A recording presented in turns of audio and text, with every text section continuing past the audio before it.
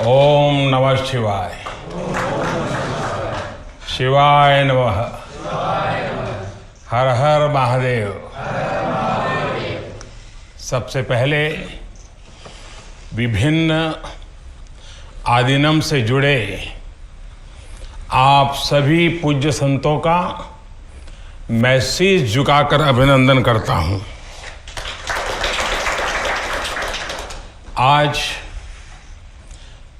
मेरे निवास स्थान पर आपके चरण पड़े हैं, ये मेरे लिए बहुत सौभाग्य की बात है। ये भगवान शिव की कृपा है जिसकी वजह से मुझे एक साथ आप सभी शिव भक्तों के दर्शन करने का मौका मिला है। मुझे इस बात की भी बहुत खुशी है कि कल नए संसद भवन के लोकार्पण के समय आप सभी वहां साक्षात आकर के आशीर्वाद देने वाले हैं। पूज्य संतगण, हम सभी जानते हैं कि हमारे स्वतंत्रता संग्राम में तमिलनाडु की कितनी महत्वपूर्ण भूमिका रही है। वीर मंगई वेलु नाचियार से लेकर मर्द भाइयों तक, सुब्रमण्यम भारती से लेकर नेताजी सुभाष चंद्र बोस के साथ जुड़ने वाले अनेकों तमिल लोगों तक हर युग में तमिलनाडु भारतीय राष्ट्रवाद का गढ़ रहा है।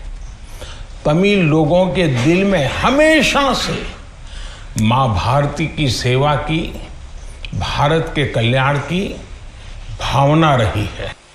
बावजूद इसके ये बहुत दुर्भाग्यपूर्ण है कि भारत की आजादी में तमिल लोगों के योगदान को वो महत्व नहीं दिया गया जो दिया जाना चाहिए था। अब बीजेपी ने इस विषय को प्रमुखता से उठाना शुरू किया है। अब देश के लोगों को भी पता चल रहा है कि महान तमिल परंपरा और राष्ट्रभक्ति के प्रतीक तमिलनाडु के साथ क्या व्यवहार हुआ था।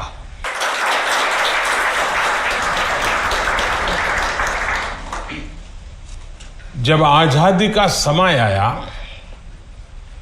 तब सत्ता के हस्तांतरण के प्रतीक को लेकर प्रश्न उठा था।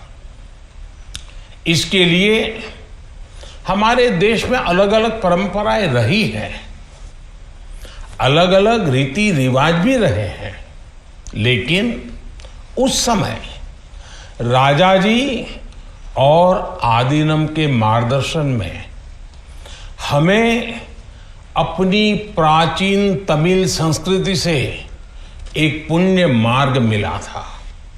ये मार्ग था सेंगोल के माध्यम से सत्ता हस्तांतरण का। तमिल परंपरा में शासन चलाने वाले को सेंगोल दिया जाता था। सेंगोल इस बात का प्रतीक था कि उसे धारण करने वाले व्यक्ति पर देश के कल्याण की जिम्मेदारी है और वो कभी कर्तव्य के मार्ग से विचलित नहीं होगा।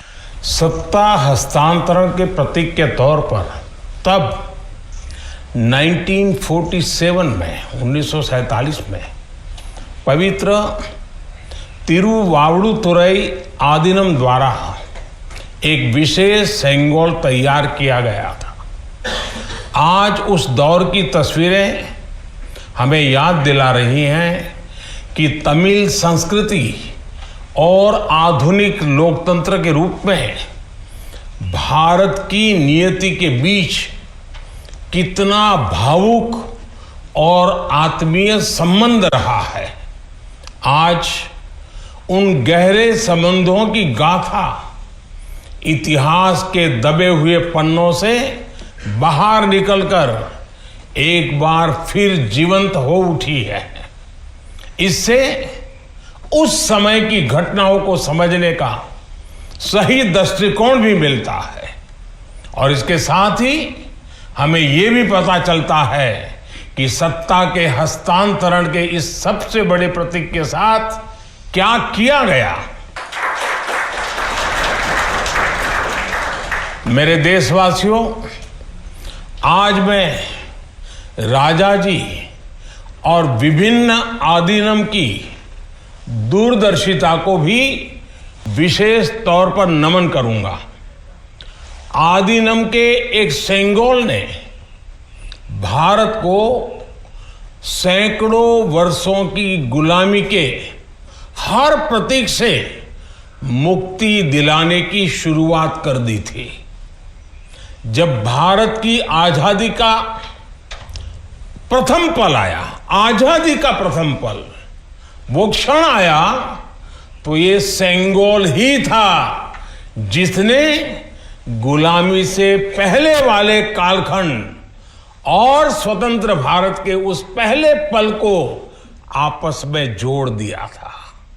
इसलिए इस पवित्र सेंगोल का महत्व सिर्फ इतना ही नहीं है कि ये 1947 में हस्तांतरण का प्रतीक बना था। इस सेंगोल का महत्व इसलिए भी है क्योंकि इसने गुलामी के पहले वाले गौरवशाली भारत से, उसकी परंपराओं से स्वतंत्र भारत के भविष्य को कनेक्ट कर दिया था।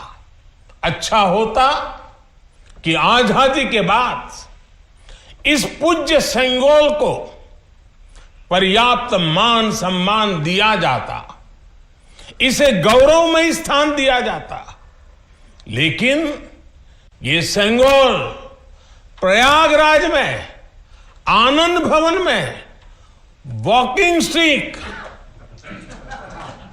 यानी पैदल चलने पर सहारा देने वाली छड़ी कहकर प्रदर्शनी के लिए रख दिया गया था। आपका ये सेवक और हमारी सरकार अब उस सेंगोल को आनंद भवन से निकाल कर लाई है। आज आजादी के उस प्रथम पल को नए संसद भवन में सेंगोल की स्थापना के समय हमें फिर से पुनर्जीवित करने का मौका मिला है। लोकतंत्र के मंदिर में आज सेंगोल को उसका उचित स्थान मिल रहा है। मुझे खुशी है कि अब भारत की महान परंपरा के प्रतीक उसी सेंगोल को नए संसद भवन में स्थापित किया जाएगा। ये सेंगोल इस बात की याद दिलाता रहेगा कि हमें कर्तव्य पथ पर चलना है, जनता जनार्दन के प्रति जवाबदेह बने रहना है।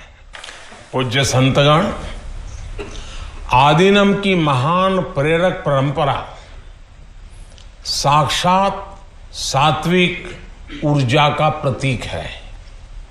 आप सभी संत शैव परंपरा के अनुयायी हैं।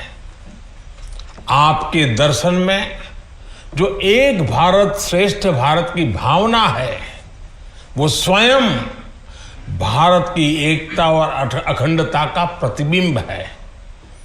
आपके कई आदिनम के नामों में ही इसकी झलक मिल जाती है। आपके कुछ आदिनम के नाम में कैलाश का उल्लेख है। ये पवित्र पर्वत तमिलनाडु से बहुत दूर हिमालय में है, फिर भी ये आपके हृदय के करीब है।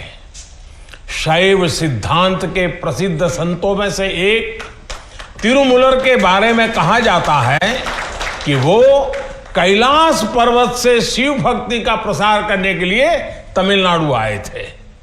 आज भी उनकी रचना तिरुमंदिरम के श्लोकों का पाठ भगवान शिव की स्मृति में किया जाता है। अपर, समंदर, सुंदरर और माणिका वासगर जैसे कई महान संतों ने उज्जैन, केदारनाथ और गौरीकुंड का उल्लेख किया है। जनता जनार्दन के आशीर्वाद से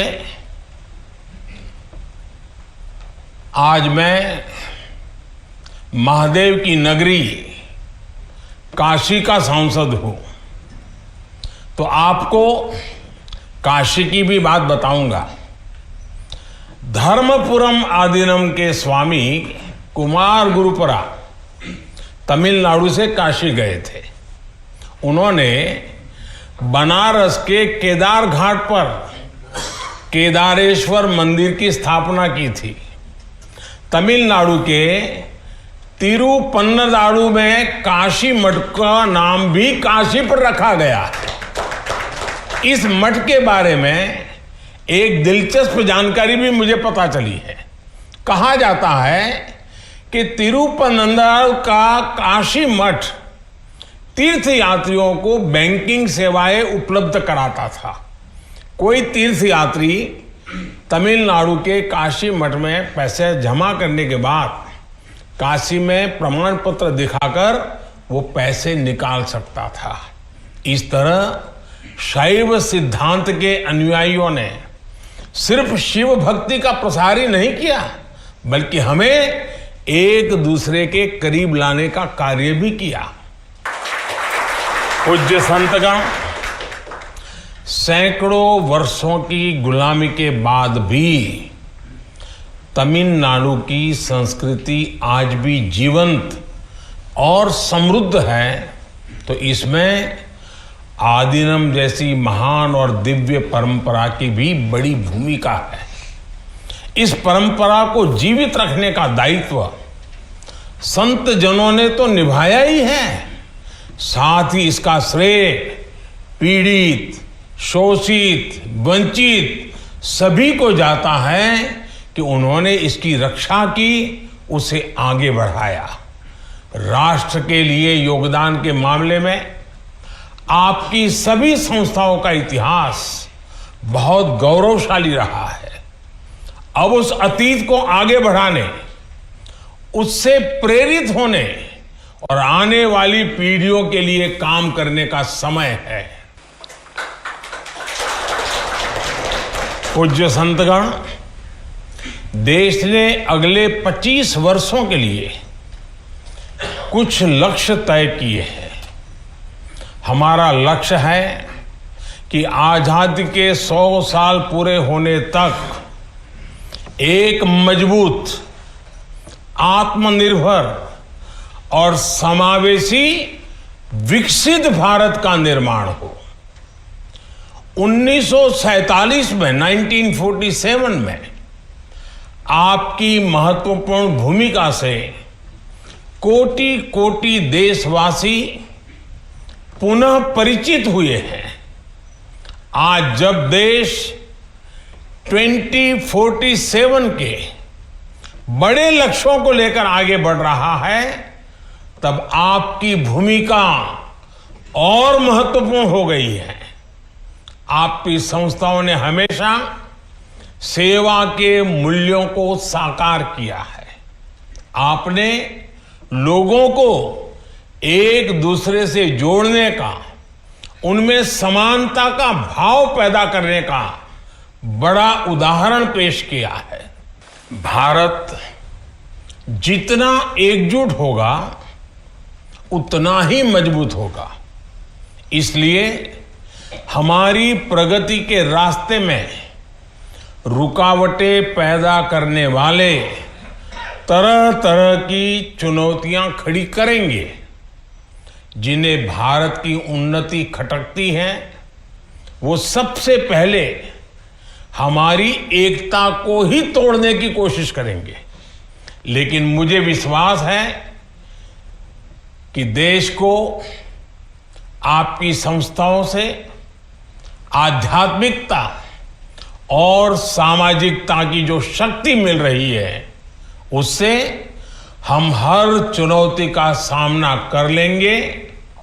मैं फिर एक बार, आप मेरे यहां पधारे, आप सबने आशीर्वाद दिए, ये मेरा सौभाग्य है।